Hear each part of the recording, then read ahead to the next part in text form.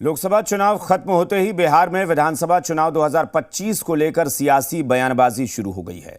मोदी सरकार के तीसरे टर्म की सरकार में मुख्यमंत्री नीतीश कुमार किंग मेकर बनकर उभरे हैं। ऐसे में बिहार बीजेपी अभी से विधानसभा चुनाव 2025 में नीतीश कुमार के नेतृत्व पर मुहर लगा रही है। ये रिपोर्ट देखिए। एनडीए को नीतीश का कितना समर्थन? क्या गठबंधन को लेकर है कंफ्यूजन? बिना शर्त समर्थन की क्या है सच्चाई? 25 के चुनाव तक बात कैसे आई? ये वो सवाल हैं जो लगातार सुर्खियों में हैं। एनडीए को नीतीश कुमार के समर्थन को लेकर तमाम तरह की अटकलें लगाई जा रही हैं।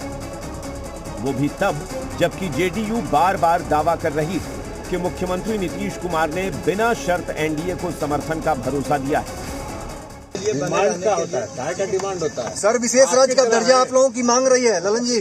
डिमांड के आधार पर हम लोग एनडीए के साथ हैं, पूरी मजबूती के साथ हैं और पूरी मजबूती के साथ एनडीए के साथ रहेंगे।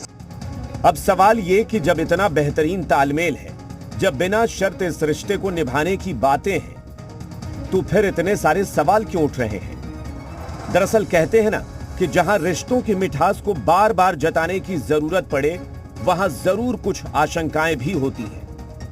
और इन आशंकाओं को बल तब मिला जब अगली बार बीजेपी का सीएम बनाने की वकालत करने वाले बिहार के दोनों उप मुख्यमंत्रियों के सुर अचानक से बदल गए। इसलिए पूरी तरह बिहार की जनता ने एनडीए को समर्थन दिया, मोदी जी और नीतीश जी के साथ खड़े दिखे और पूरी एनडीए बिहार में जीतने का काम किया। नीतीश जी एनडीए के साथ हैं, उनके साथ नहीं है, ये पता है उनको। देखिए, मुख्यमंत्री वो है तो नेतृत्व किसका रहेगा? एनडीए का नेता तो आज हमारे मुख्यमंत्री ही हैं। उनके नेतृत्व में ही चुनाव मैं तो कह रहा हूं कि मुख्यमंत्री वो है, नेता वो है, तो चुनाव किसके नेतृत्व में है? देश का नेता प्रधानमंत्री, बिहार का नेता नीतीश कुमार मुख्यमंत्री। दरअसल इन बयानों के पीछे प्रेशर पॉलिटिक्स और नीतीश की डिमांड बताई जा रही है।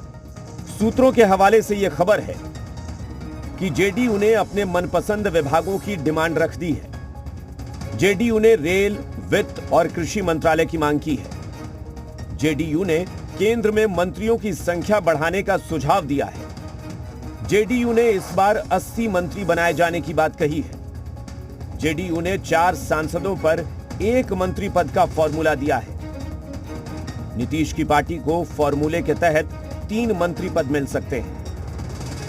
वहीं चिराग पासवान की पार्टी को भी मंत्री पद का भरोसा है। लोक जनशक्ति पार्टी रामविलास भी मोदी कैबिनेट में अपनी जगह चाहती है।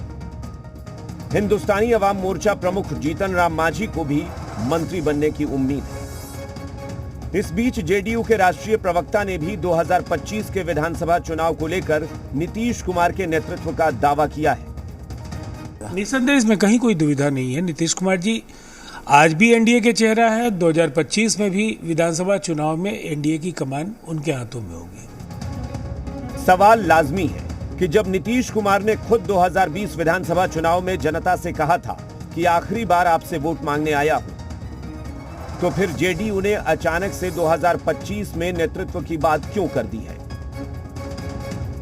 पर बड़ा सवाल तो ये कि अगर बीजेपी दबाव में नहीं है तो फिर अपना सीएम बनाने की बात कहां हवा हो गई? और नीतीश को अगली बार भी नेता बनाए रखने की बात क्यों कहनी पड़ी? ब्यूरो रिपोर्ट, जी मीडिया।